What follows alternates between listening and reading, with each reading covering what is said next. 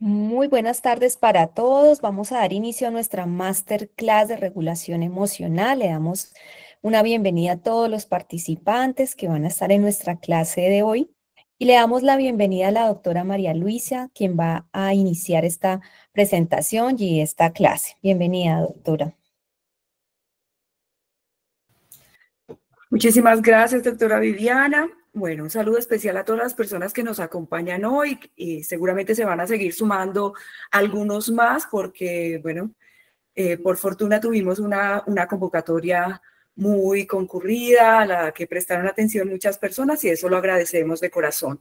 Como equipo, nosotras solemos hacer encuentros en los que tratamos distintos temas que son de interés, bien porque nos convocan los diferentes pacientes que nosotros tratamos, las diferentes problemáticas que abordamos, o bien porque nos parece necesario seguir en este proceso de formación discutiendo distintas perspectivas teóricas.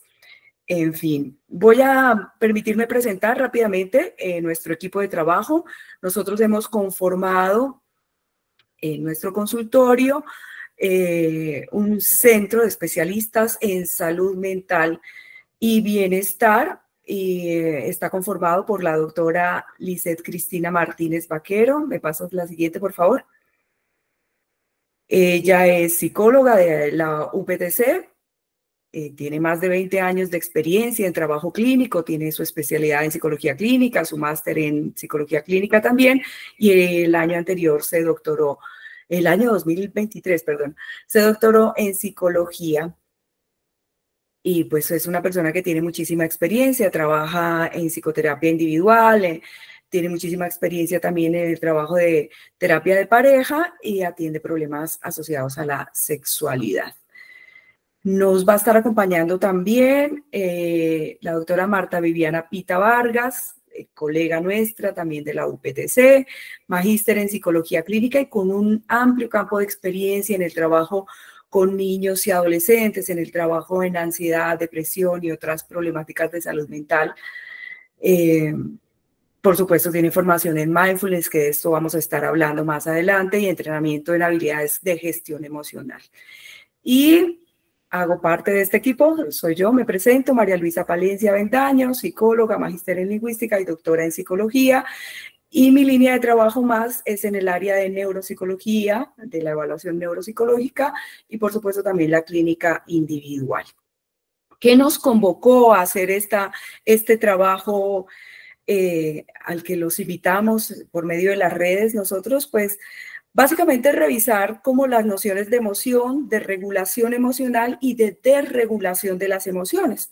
Porque a lo largo de lo que nosotros hacemos con nuestros pacientes, pues vemos no solamente que el problema de la regulación emocional, y más básicamente el problema de reconocer, expresar de manera asertiva las emociones, es una dificultad que transitan muchos de nuestros pacientes, pero no solamente aquellos que puedan presentar problemáticas graves, como en el trastorno límite de personalidad o propiamente en los problemas graves asociados a déficit de atención, hiperactividad, impulsividad o en las adicciones, sino que en la cotidianidad y tras muchas vivencias, las personas pueden tener momentos o crisis más bien asociados como a ciertos desbordes emocionales que a una patología severa.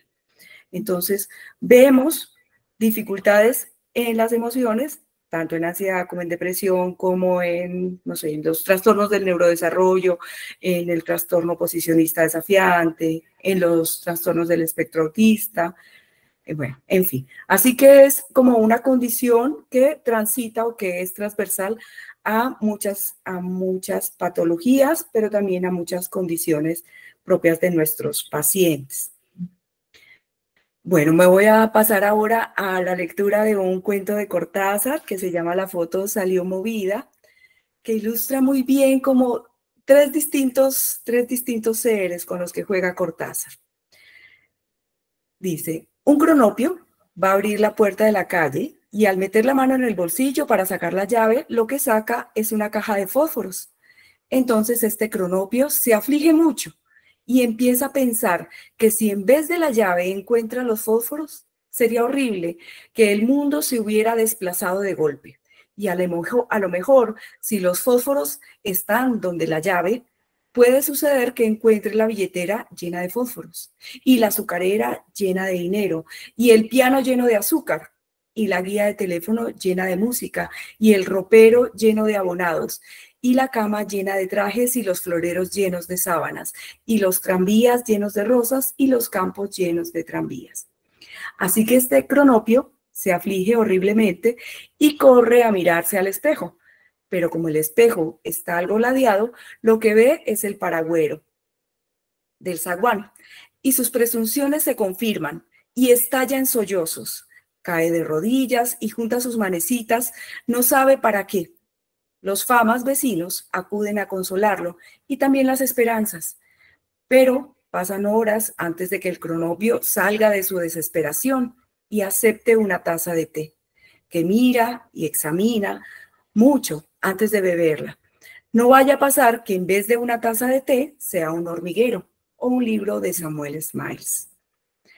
Un poco lo que ocurre con las personas que tienen dificultades en la regulación de las emociones es justamente lo que ilustra Cortázar en 1962 en este texto sobre cronopios y famas.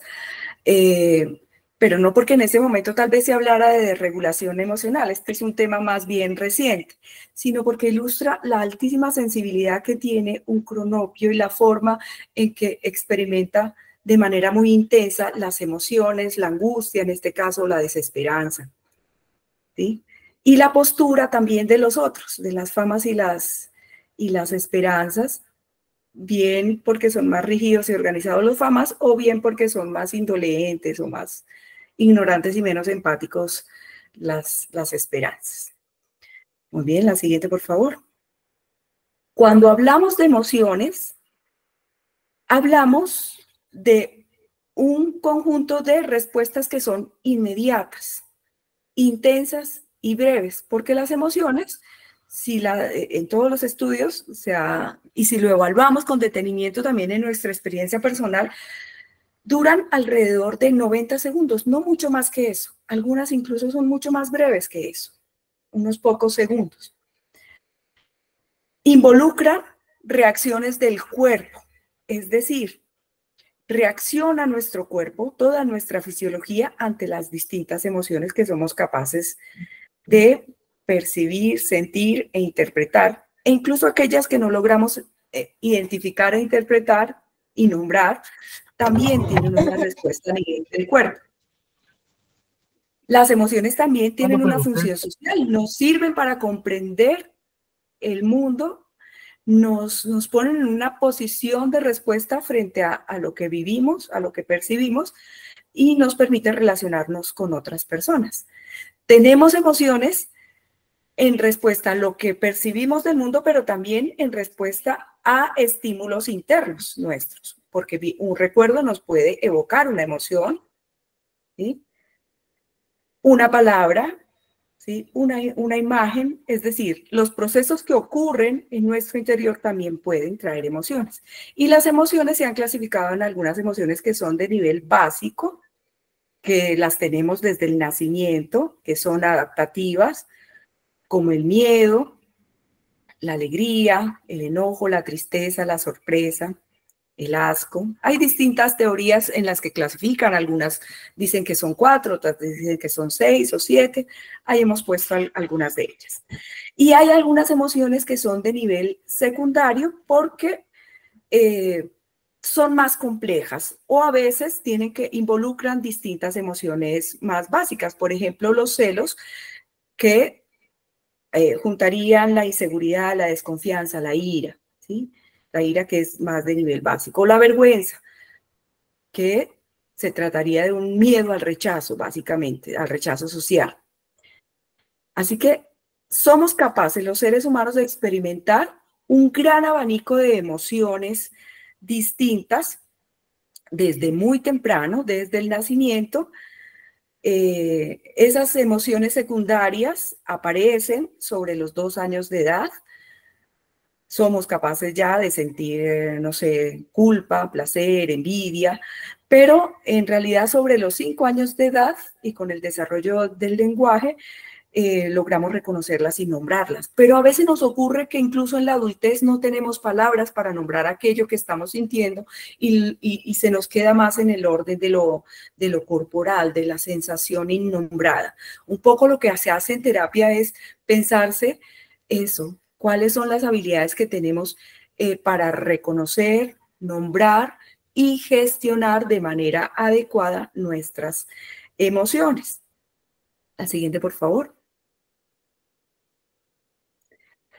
No me voy a detener mucho en esto, pero es sumamente importante ver cuál es la neurofisiología de la emoción, porque como les decía, existe toda una respuesta a nivel de nuestro sistema nervioso de lo que ocurre con las emociones y están puestas allí en orden inverso, como cuáles son las 3 grandes áreas generales que están involucradas en la emoción, pero están puestos en orden inverso, el tronco encefálico abajo, porque en realidad cuando hablamos de cómo se procesan las emociones, vemos que van en orden ascendente.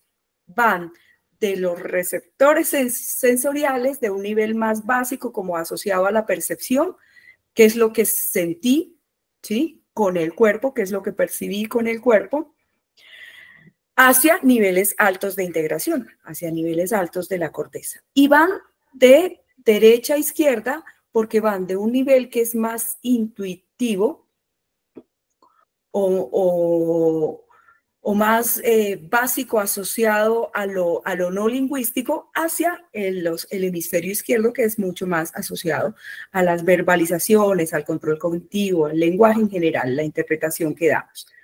¿Sí? Y va, por supuesto, de áreas primarias a áreas que son más complejas o de asociación. ¿Sí?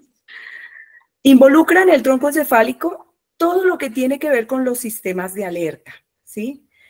Tiene que ver la emoción con la respuesta del sistema nervioso autónomo a nivel básico, el simpático y el parasimpático. Porque les pongo un ejemplo. Cuando una persona siente miedo o se presenta un estímulo que genera algún impacto y la respuesta es de miedo, básicamente lo que hay es una aceleración, por ejemplo, del latido cardíaco, sudoración, dilatación de la pupila. Todo esto es una respuesta de alertamiento y de activación del sistema simpático, ¿sí? Cuando ese estímulo pasa, porque puede que ocurra tres circunstancias, ¿no? O lo enfrento, o me congelo ante él, o emprendo una respuesta de huida, pero una vez que ha pasado, el sistema parasimpático logra regular y vuelve al equilibrio mi organismo, ¿sí? En situaciones en las que permanentemente hay estímulos de miedo o estresantes o que generan respuesta de emergencia, de sobrealertamiento, pues esto está constantemente hiperactivado y va a generar un daño, porque es una máquina que se regula a sí misma, ¿sí? Entonces, la primera respuesta es del tronco encefálico con toda esa activación del sistema simpático, ¿sí? Que va a tener reflejado una respuesta en el cuerpo. Por ejemplo, cuando se activan también las glándulas suprarrenales y entonces produzco más adrenalina, noradrenalina y entonces estoy preparada para esa respuesta de miedo y de respuesta de emergencia también. El siguiente nivel, que está entre los dos, en el intermedio, es lo que se conoce como el sistema límbico, ¿sí? Y que regula básicamente todas las respuestas a las emociones básicas que mencionábamos antes, miedo, alegría, enojo, tristeza. Y hay distintas estructuras allí asociadas que van a estar dando un manejo, una activación, según lo que el impulso que esté apareciendo frente a mí, ¿sí? Por ejemplo, el hipocampo participa, así que si aparece un recuerdo o vivo una experiencia, pues esa experiencia va a ser procesada por el hipocampo y va a estar a su vez asociada con las siguientes experiencias que pueda vivir al respecto, ¿sí? La amígdala tiene una importante participación en la respuesta de alertamiento ante el peligro, por ejemplo, pero también las otras emociones que llamamos positivas o placenteras. Por ejemplo, el bulbo olfatorio, que tiene una entrada que es sensorial, pero luego un nivel de procesamiento que es más superior, está asociado, por supuesto, con la emoción.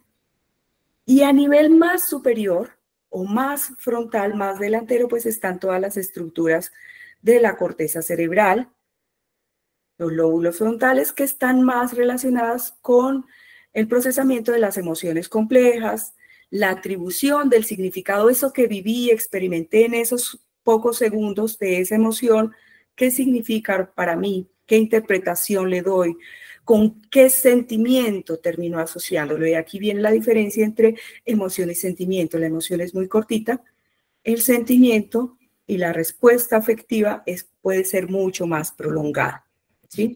Los lóbulos frontales particularmente tienen que ver con analizar la información, adaptarse y ser flexible, controlar la conducta, tomar decisiones, ¿sí? Y todo esto tiene que ver, por supuesto, con cómo me enfrento a las emociones que vivo. Siguiente, por favor. Existe un montón de investigación respecto de las emociones, pero algo que es importante es entender cómo no solamente el sistema nervioso como una caja allí aislada que no podemos penetrar, sino cómo hay un asentamiento en el cuerpo para la expresión de todas las emociones. Y un poco en terapia lo que hacemos es ir de eso, de cómo se percibe en el cuerpo, a la comprensión más completa y fundamentada de lo que nos pasa con las emociones. En este trabajo se hizo una serie de mapas corporales para ver cómo se expresaba o dónde se sentía con mayor intensidad distintas emociones. Ustedes mismos podrían pensar, ¿qué de diferente tiene sentir tristeza? ¿Dónde sienten la aflicción y la tristeza? ¿Dónde sienten la euforia, la alegría, la sorpresa? ¿Dónde la sienten? Siguiente, por favor. Es interesante observar propiamente al hablar de los componentes de la regulación y de la desregulación emocional, que hay como dos grandes niveles que han sido estudiados. Uno es el componente biológico y otro es el componente ambiental. Lo biológico es porque nos viene dado de cómo se ha desarrollado nuestro sistema nervioso, ¿sí? Y ese sistema nervioso viene predeterminado por cuestiones genéticas, pero también por cuáles son las vivencias tempranas que tenemos. Cuando existe trauma temprano, pues va a tener unos efectos sobre en cómo se desarrolla ese sistema nervioso nuestro. Cuando la afectación es de orden biológico, puede haber deficiencia en los sistemas serotoninérgicos. Entonces, pueden verse afectados los estados de ánimo, la capacidad de aprendizaje, la memoria, pero también el sistema digestivo, por ejemplo. Como les mencionaba, ante los distintos estímulos hay una activación que es de las glándulas suprarrenales, bien del cuerpo, para segregar dopamina, noradrenalina, adrenalina. Y estos están en la respuesta de miedo. Cuando hay un patrón muy temprano, situaciones muy tempranas que generaron temor en el niño, pues puede generarse una pauta que ya queda manifiesta en ese sistema nervioso y en los desarrollos que ocurren posteriormente. A nivel biológico podría ocurrir también que hay niveles elevados de vasopresina, que es otra hormona, otro neurotransmisor, que interviene en el incremento de la presión arterial. Y fíjense que ante distintos estados emocionales puede incrementarse la presión arterial. Y el otro componente importante es el componente ambiental. Cuando la situación se expresa como un entorno invalidante, es decir, que en el que constantemente se ignora a la persona o se castiga la expresión de las emociones, pues no hay como un adecuado aprendizaje de eso que vivenciamos de manera interior, que son las emociones. Hay un aprendizaje que es inadecuado en ambos casos, bien sea por fallos a nivel orgánico, biológico o por fallos a nivel ambiental, o ambos pueden generarse situaciones en las que se ven afectada la forma en que procesamos las emociones y se genera una desregulación emocional, que es cuando vemos situaciones que exceden a la persona, ¿sí? Desbordes emocionales que terminan afectando el curso natural de su vida. Existen distintas situaciones, eventos que se llaman activantes o estímulos que pueden ser desencadenantes de lo que vivimos los seres humanos, ¿sí? Pero no todas las personas vivimos de la misma manera una situación. A alguien, algo que lo atemorice, lo puede afectar de manera muy grande y generar cambios internos en la manera en que reacciona su cuerpo y procesa su cerebro toda esa información que fue atemorizante, y puede tener una expresión externa, tener unas conductas, una externalización de esa emoción también muy intensa, y otra persona puede vivirlo de manera completamente distinta. Aquí es importante entender la variabilidad entre las personas a la hora de la expresión y la comprensión de las emociones. Y eso me parece que es fundamental en la terapia. Me voy a detener aquí, le voy a dar paso a mi compañera Lisette para que Yo, nos cuente Viviana. sobre la regulación emocional. A Viviana, adelante. Bueno, bueno. Bueno, pero pues antes hacemos un saludo, damos un saludo a todas las personas que están en esta masterclass. La verdad nos alegra que se inscribieron personas de diversas profesiones, médicos, ingenieros, docentes, psicólogos, y nos agrada saber que muchas personas se están interesando por este tema de las emociones, y efectivamente es un tema que nos compete absolutamente a todos, no solamente a los psicólogos, sino también para nosotros de manera individual, cada uno trabajar en ese bienestar emocional, y si somos educadores, por supuesto, también, o si damos formaciones, o si apoyamos diferentes procesos con niños, adolescentes desde diferentes profesiones, realmente este es un tema interesante. Bueno, vamos a entender ahora sí, ya que María Luisa ha explicado la generalidad de las emociones, porque es importante entender esto, de dónde vienen. Vamos a entender qué es la desregulación emocional, que este es como el término técnico, pero en realidad lo entendemos como cuando las personas coloquialmente dicen necesita controlar sus emociones, ¿cierto? Necesita controlar ese enojo, está muy triste o tiene mucho miedo. Entonces es lo que nosotros técnicamente entendemos como la desregulación emocional. Y se entiende que hay desregulación emocional porque ocurren como tres elementos o tres fenómenos importantes, que es y vamos a explicarlos cada uno en este momento, que es la alta sensibilidad emocional, la elevada reactividad y el lento retorno a la calma. Con estos tres componentes implica que una persona tiene problemas de desregulación emocional. Entonces vamos a entender cada uno de estos. Vamos primero a ver qué es eso de alta sensibilidad emocional. Y para esto, pues vamos a evaluarnos a nosotros mismos. Entonces les pedimos a cada uno que trajeran un lapicito, una hojita, porque vamos a realizar esta breve escala para primero evaluarnos cada uno qué tan sensibles somos. ¿Listo? Entonces, por favor, alisten su esferito, su hojita. Esta es una escala, por supuesto, validada para revisar ese grado de sensibilidad. Hay muchas y elegimos una pues breve, sencilla para poder entender más o menos y poder ver qué tan sensibles somos. Bueno, les voy a hacer las preguntas y ustedes van a responder sí o no. ¿Listo? Simplemente sí o no. Al final contamos el número de sí y a partir de las cifras que les dé, pues vamos a ver qué tan sensibles somos. Entonces vamos a empezar. Primero, ¿me afecta el comportamiento de los demás? ¿Sí o no? Tengo la sensación de ser consciente de cosas muy sutiles en mi entorno.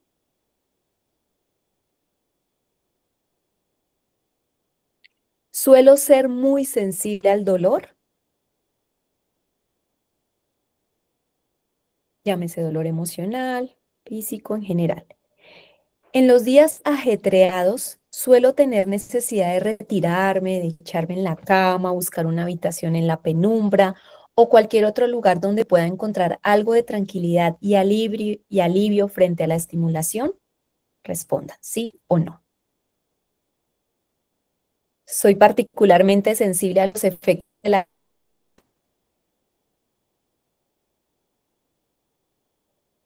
Me abruma fácilmente las cosas como las luces brillantes, los olores fuertes, los tejidos vastos o las sirenas de policía o ambulancia.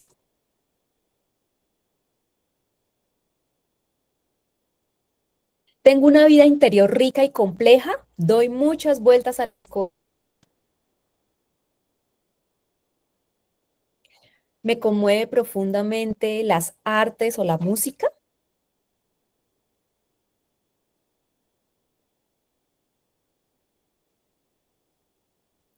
Me agobio cuando tengo muchas cosas que hacer en poco tiempo.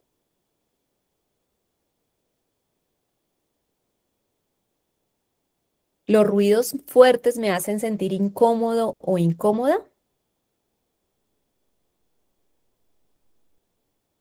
Soy muy concienzudo, concienzuda. Me asusto con facilidad.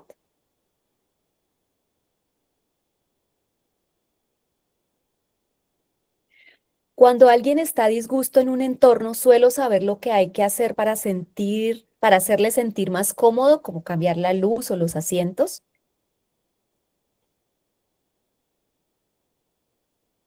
Me molesta que más pretenden que haga demasiadas cosas a la vez. Me esfuerzo mucho por no cometer errores u olvidarme de algo. Suelo evitar las películas violentas y las series violentas en la televisión porque me afectan.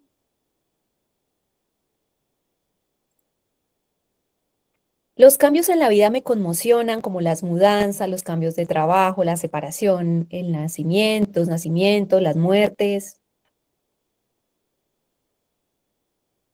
Suelo percibir y disfrutar de los sabores, sonidos y obras de arte.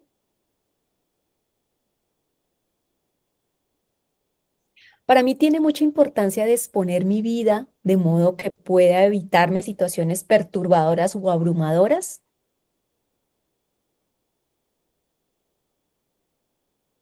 Cuando tengo que competir o al ser observado o observada me pongo tan nervioso e inseguro que termino haciendo lo peor de lo que podría hacerlo.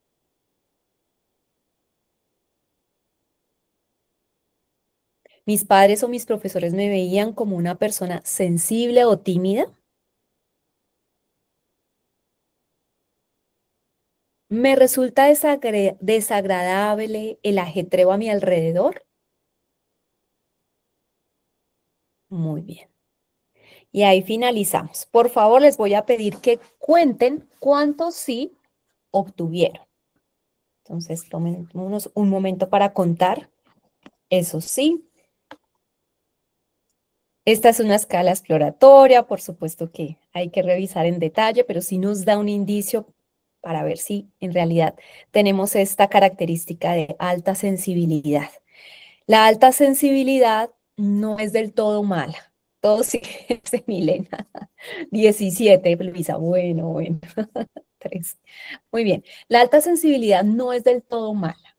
Por supuesto que es importante ser sensibles porque nos ayuda en nuestra creatividad, en nuestra inspiración, pero cuando somos altamente sensibles, por supuesto que vamos a ser más vulnerables al tema de, pues, de regularnos, ¿no? Más fácilmente. Muy bien, pero ya me están enviando sus calificaciones, muchas gracias. Muy bien.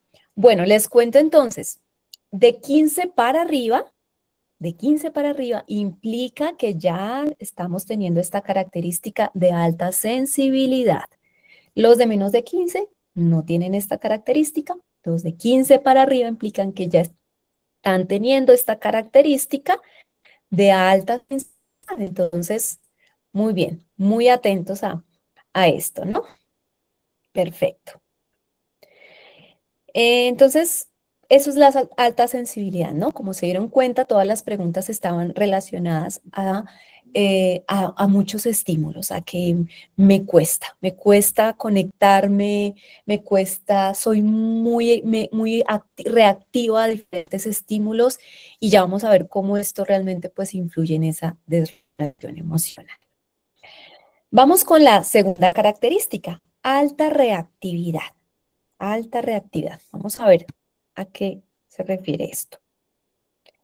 Bueno, la alta reactividad tiene que ver con la respuesta. ¿Qué hago yo cuando una situación? Me cuentan por aquí, ahí dicen que se le está entrecortando, ¿el resto me escucha bien o es una persona que tiene dificultad de conexión? Me van contando. O si soy yo, creo que yo estoy bien. Sí, por ahí estoy bien. Bueno, entonces, la alta reactividad tiene que ver con lo que hago, ¿sí? Con lo que hago cuando tengo una emoción. Entonces, vamos a entenderlo a través de unos ejemplos. Entonces, situación, un amigo cancela una salida de última hora. Creo que a todos nos ha pasado eso, ¿cierto? ¿Qué hace una persona? ¿Qué puede hacer una persona con alta reacción e intensidad? La persona siente que no le importa a su amigo, se entristece enormemente, pasa las horas rumiando sobre por qué fue rechazado. Entonces, la conducta intensa es que se la pasa pensando, pero ¿por qué fue? ¿Será que le caigo mal? ¿Será que se arrepintió? Y dura y es bastante intensa esta conducta, ¿sí? De estar pensando, ¿no? De estar pensando y de no puede hacer nada más, sino que se queda ahí como pensando, ¿no? En esa situación y haciendo interpretaciones de lo que pudo haber pasado. Vamos a otra situación. Una persona recibe un mensaje de texto corto y seco de su pareja como un ok, que también esta es una situación muy común. Una reacción de alta intensidad podría ser esta. Puede interpretar rápidamente, tu pareja está molesta. Puede sentir angustia intensa y reaccionar con enojo o tristeza extrema y puede como conducta gritarle a su pareja o desaparecerse. Entonces, gritarle es una conducta intensa, ¿no? Desaparecerse cuando pues uno es un ok, no sabemos qué hay detrás de ese ok, es una conducta, una reacción intensa. Entonces, recuerden, este es el segundo componente de la regulación emocional. Si ustedes consideran que sus respuestas a esas emociones son, podríamos llamarlas como intensas, pues entonces también ahí estaríamos cumpliendo el segundo criterio de desregulación emocional. Y el tercero, bueno, esto también nos da una claridad frente a qué se refiere, ¿no? Esa intensidad. Algunas frases que las personas dicen en relación a esta alta intensidad. No sé cómo salir de esto, me siento atrapado. No puedo dejar de pensar en eso, me estoy volviendo loco. No puedo soportar sentirme así. Es demasiado para mí o mi corazón va a salirse de mi pecho. Estas son algunas frases, por supuesto que hay muchas más, pero quizás nos identifiquemos con algunas de estas, ¿verdad? Y la tercera condición, algo que se llama lento regreso a la calma. ¿Qué implica esto? Vamos a ver, esto lo explicamos a través de este gráfico. El lento regreso a la calma está relacionado con cuánto tiempo duras, ¿sí? ¿Cuánto tiempo duras o dura esa emoción en ti? Hay una regla y una teoría muy famosa que es la teoría de los 90 segundos y es que biológicamente una emoción está para que dure 90 segundos en ti. Entonces, muy poco, ¿cierto? Y a veces pensemos que hay emociones que nos duran hasta días. Entonces ahí ya estamos dándonos cuenta que mi tiempo de calma es más largo de lo que debería ser. Yo les hago una pregunta. Según esta gráfica, tenemos tres personas, la persona de color negro, la persona de color verde y la persona de color morado. ¿Quién tiene más dificultad en regresar a la calma? ¿Quién tiene más lento ese proceso de encontrar? Escríbanme en el chat. Entonces, la línea negra, la línea moradita, la línea verde. Fíjense que aquí lo que vemos es el tiempo y la intensidad. Dicen que el verde tiene más dificultad. Ajá. Ajá. La persona de color verde. Sí, sí, sí. Entonces, fijémonos que la persona negra sí es una emoción intensa, ¿sí? Pero pasa rápido. Mientras que la morada, fíjense que la moradita es menos intensa la emoción, pero se demora. Y efectivamente, efectivamente la verde tiene una alta intensidad y además para volver a la calma se demora más tiempo del usual. Entonces, pensemos también, sí, efectivamente la morada es más leve, ¿no? También se demora, pero es más leve. En cambio, la verde cumple los dos criterios. Es intensa y demora más, ¿sí? Entonces, acá em, es importante que nos evaluemos también y observemos cuánto yo demoro en retornar a la calma. ¿Logro cumplir esos 90 segundos o me demoro, no? O me demoro. Entonces, ese sería el tercer criterio. Muy bien. Bueno, entonces, ahí tenemos claro esos tres componentes. Vamos a darle paso a la doctora Licen Martínez. Ella nos va a explicar entonces qué hacemos si cumplimos con estos tres componentes, cuáles, cuáles son esas herramientas, esas habilidades entonces que tenemos que aprender para regular nuestras emociones. Adelante, doctora. Bueno, muy bien. Entonces, un saludito muy cálido para todas las personas que atendieron esta invitación. Me uno a lo que decía mi colega y es, me parece súper chévere ver gente de distintas profesiones, gente interesada en las emociones y yo creo que cada vez más este tema de regulación, gestión, toma como un interés en todos nosotros porque realmente pues es que quién nos siente, ¿no? Y me parece muy interesante en la medida que comencemos a conocer y a entender que esto de las emociones no es un tema de psicólogos y psiquiatras, sino que cada vez es un tema individual y que son muchos los elementos que hay para capacitarnos y también muchas de las estrategias que hay para trabajar en la regulación o en la gestión emocional. Realmente como nuestro público es tan nutrido y la intención de nosotras era hacer esto amigable, obviamente que cada uno de los conceptos que nosotros colocamos aquí en estas diapositivas obedecen a unos aspectos teóricos y metodológicos propios de un enfoque psicológico, pues hoy no estamos tan apegadas a la cita, al enfoque y demás, pero sí quiero que sepan que todo esto está fundamentado en modelos que tienen evidencia científica y que vamos a hablar desde perspectivas cognitivo-conductuales, terapias de tercera generación y demás, incluso también algunos aspectos desde el humanismo. Entonces, retomando, pues ya hablamos de lo que son las emociones, ya analizamos cuál es el componente de la desregulación o disregulación, que también se encuentra así en los libros, y bueno, vamos a ver qué es eso de regulación. Entonces, este concepto está tomado desde el libro de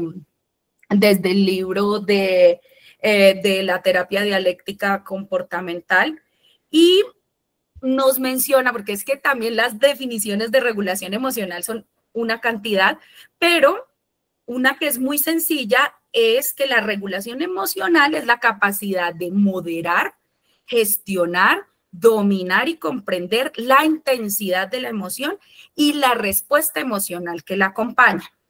Miren que ahí hay unos verbos muy interesantes y es que aquí nunca dice cómo evitar o no dice no sentir, que muchas veces es la queja o muchas veces es lo que queremos. Doctora Lizeth, es que enséñame algo para que yo no me sienta triste si esa persona no me habla. En ningún momento hay una estrategia que le permita a uno no sentir o adormilar las emociones. Por el contrario, lo que hemos visto y lo que los enfoques científicos y las pruebas científicas nos muestran es que hay otras estrategias mucho más efectivas que no tienen que ver con la evitación. Entonces, es súper importante entender que, ya que vimos como la respuesta emocional, que la regulación se puede dar en las distintas etapas de regulación. O sea, se puede modificar la interpretación que yo hago del estímulo que genera la emoción. Se puede modificar mi respuesta, ¿sí? Externalizante. Pero también hay estrategias que están orientadas no a la modificación, sino a la aceptación. Y esas son las estrategias que se trabajan a través de mindfulness. Entonces, esta estrategia de la que vamos a hablar esta noche, que es mindfulness, no es la única, pero es una que ha mostrado gran evidencia. Entonces, hay distintas herramientas para regularse porque tiene que ver con eso, ¿no? Cómo aprendo yo a modular lo que siento y también a cómo expreso la emoción. ¿Listo? Lo que sí, Vivi, si me haces el favor de pasar a la siguiente, lo que sí es importante es considerar que una de las estrategias que está siendo más usada en este momento es mindfulness. Sé que algunas de las personas, porque veo sus nombres, aquí han estado practicando con nosotros formalmente mindfulness en alguno de los grupos previos y de pronto ya tienen como alguna noción de lo que es mindfulness, incluso lo han practicado, pero para aquellos participantes de este masterclass que no, pues mindfulness no tiene una traducción específica al español, pero lo que más se acopla es hablar de conciencia plena, ni siquiera atención plena, porque conciencia abarca más que solo atender. Recordemos que mindfulness toma uno de los 8 principios del budismo como tradición espiritual, ojo, no religiosa, sino uno de los 8 principios del budismo, que es la atención o la conciencia plena. Recuerden que Jon Kabat-Zinn es este médico estadounidense que después de permanecer muchos años por allá en el Tíbet, toma ese principio y lo adapta a sus pacientes que tenían dolor crónico, depresión, y se da cuenta que esa práctica de atención y conciencia plena favorece su regulación emocional. ¿Cuál es el principio fundamental de mindfulness en este tema de la regulación? Y es que dejamos de pelear con nuestras emociones y hacemos algo que es diferente y que favorece esa regulación, y es la aceptación. O sea, aquí no vamos a modificar lo que sentimos, lo que pensamos o cómo siente nuestro cuerpo, sino vamos a aceptar esa experiencia interna que tenemos. ¿Cómo? Centrándonos en el momento presente. ¿Con qué actitud? Con una actitud que no es enjuiciadora ni interpretativa. A veces muchas personas dicen, oye, es que mira, ¿qué querrá decir? Es que mira lo que me pasa. ¿Qué querrá decir que yo cuando veo esto reacciono así? ¿Qué querrá decir? Aunque parece una actitud, digamos que interesada, a veces esas interpretaciones suelen ser también como condicionantes para tener respuestas emocionales. Ah, o sea, que si él me dijo esto, quiere decir que esto, entonces, ¡pum!, la respuesta emocional se desborda. Ah, claro, me estaba queriendo decir, leo entre líneas, y eso desborda respuestas emocionales. O cuando yo me enjuicio y digo como, es que mis amigas me dicen que yo no me debería sentir así. O es que en mi casa nos decían que uno no debería sentirse así. Esa actitud enjuiciadora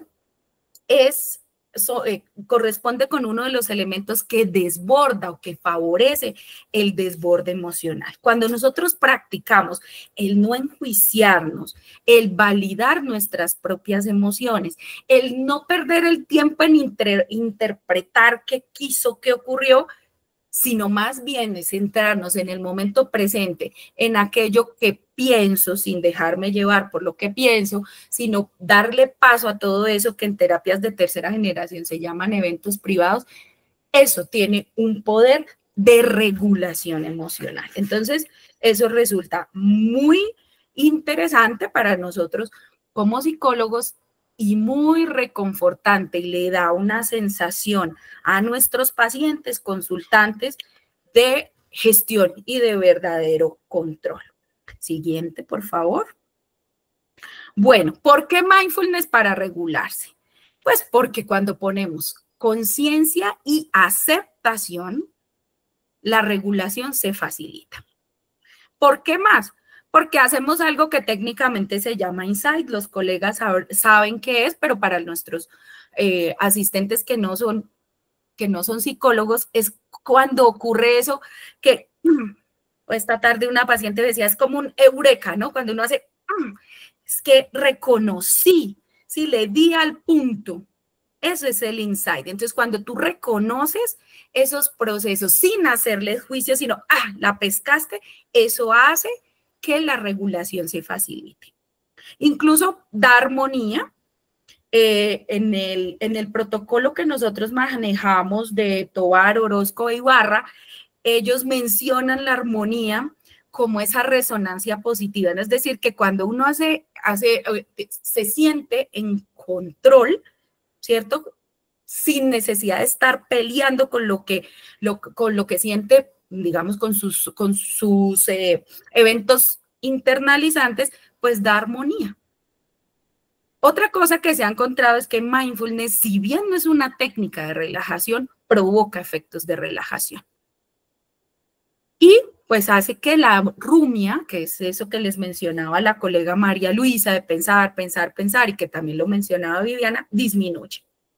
Y pues al ponernos en contacto con nuestras propias emociones, generamos sentimientos de conexión y compasión. ¿Con quién? Con la persona más importante de este mundo, con cada uno de nosotros. Siguiente, por favor. Hay otro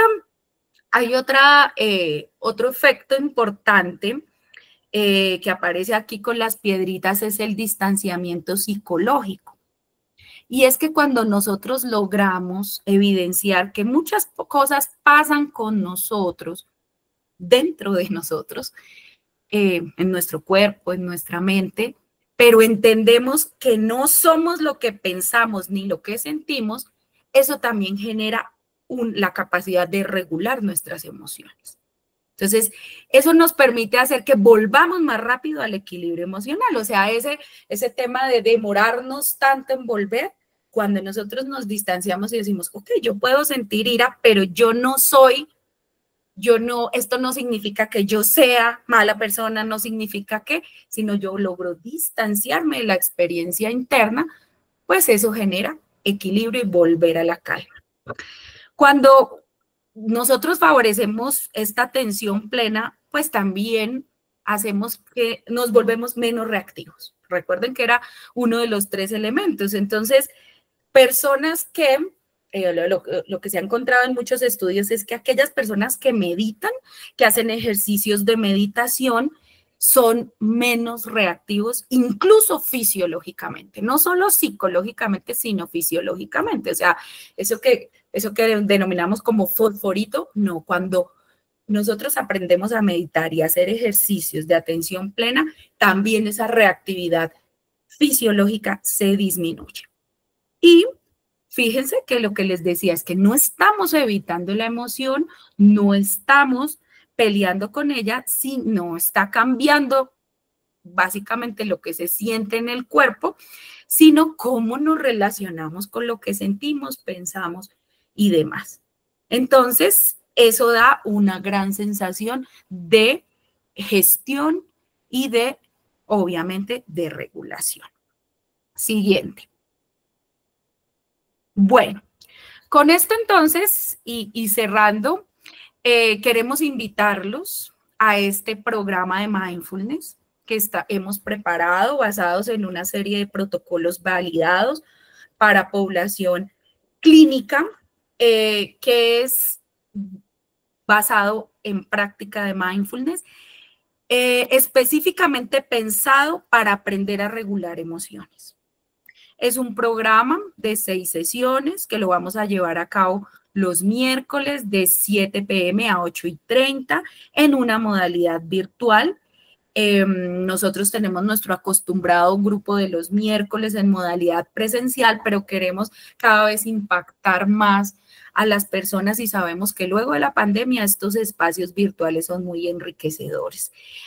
Este programa va a contar con material que ustedes van a poder tener, material de trabajo, y van a poder tener a 3 personas en las distintas sesiones que trabajarán con ustedes en la práctica, como les digo, orientada específicamente a regular sus emociones.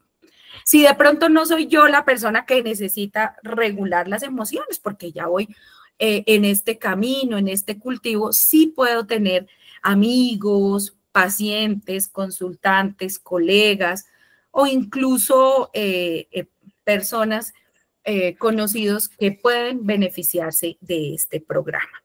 Siguiente, por favor. Entonces, iniciamos este 19 de marzo. ¿Qué vamos a hacer y qué buscamos con este programa de regulación emocional?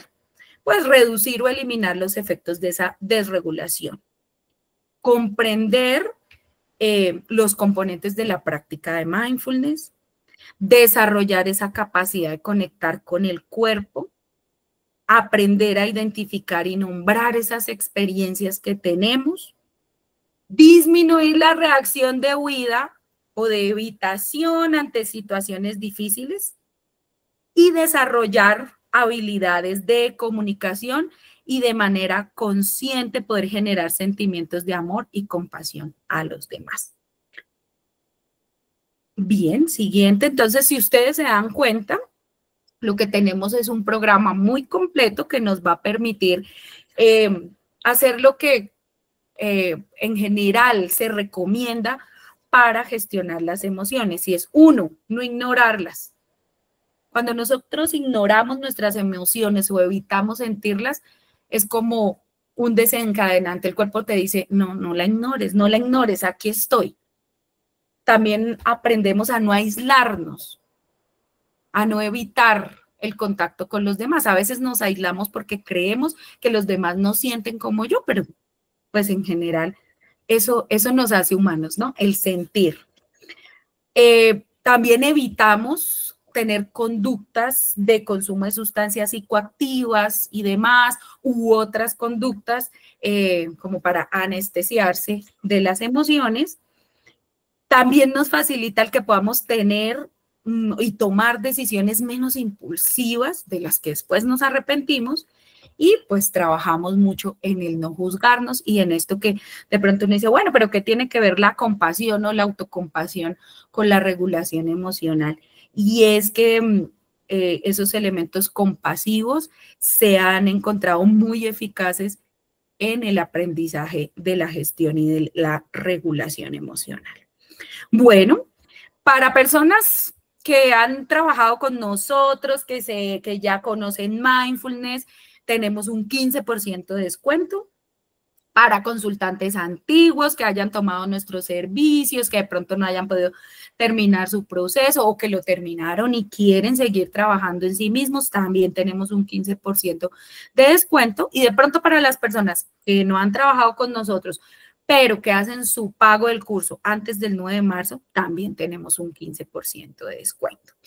Entonces, los invitamos a participar de este programa virtual en el que encontrarán ejercicios propiamente de mindfulness. Haremos también la aplicación de algunas escalas que nos van a permitir hacer un seguimiento de nuestro propio proceso, como les decía, material que ustedes pueden usar con ustedes mismos, los que son psicólogos de pronto con sus pacientes, y bueno, los que son docentes también, ¿por qué no multiplicar todo el aprendizaje que pueden tener en el curso? Muy bien, entonces, para ir cerrando esta masterclass, me pasas a la siguiente, por favor. Aquí van a encontrar nuestros números, en cualquiera de estos números, en nuestras cuentas de Instagram pueden preguntar sobre el programa, sobre otras temáticas emocionales de salud mental, de salud sexual. Con mucho gusto estamos prestos a trabajar en pro de la salud mental de las personas. Muy bien, recuerden que somos el Centro de Especialistas en Salud Mental y Bienestar. Bien, Muy bien. Por aquí hay algunas dudas. Bueno, es importante aclarar que pues este es un programa diferente al que ya hemos hecho, si bien está basado en mindfulness, el contenido es diferente porque está siendo específico para regulación, así que es un emocional, así que es como un programa más especializado para entrenar en estas habilidades, es un protocolo que ya ha sido validado, va a haber una evaluación previa, primero vamos a evaluar cómo estamos cada uno en profundidad, cómo estamos en esas habilidades de regulación emocional y qué pasa después del programa también, ¿sí? Va a haber más material, va a haber como más trabajo intenso. Milena pregunta si se envía el email, por supuesto, que todo esto se envía de manera web, va a haber como más profundidad como en esas habilidades prácticas, ¿sí? Por eso, pues, es un programa, y son solo 6 sesiones, pero es un programa con mucha práctica y con muchas tareas también para trabajarlo en semana. Se recomienda para personas que tienen desregulación emocional, que cumplan con esos 3 criterios que yo expuse. Ojalá que estén en proceso terapéutico, independientemente si están con nosotras o no, pueden estar con otros profesionales, pueden preguntarles si esto no contradice los enfoques terapéuticos, o que ya hayan hecho un proceso incluso de psicoterapia individual previo y que aún quieran fortalecer esas habilidades y que especialmente identifiquen que sí tienen un problema de desregulación emocional. Sí, eso es como lo importante de este programa. No sé si tengan algunas más preguntas para ir cerrando nuestra masterclass. Sí, por ahí había alguien que había levantado la mano.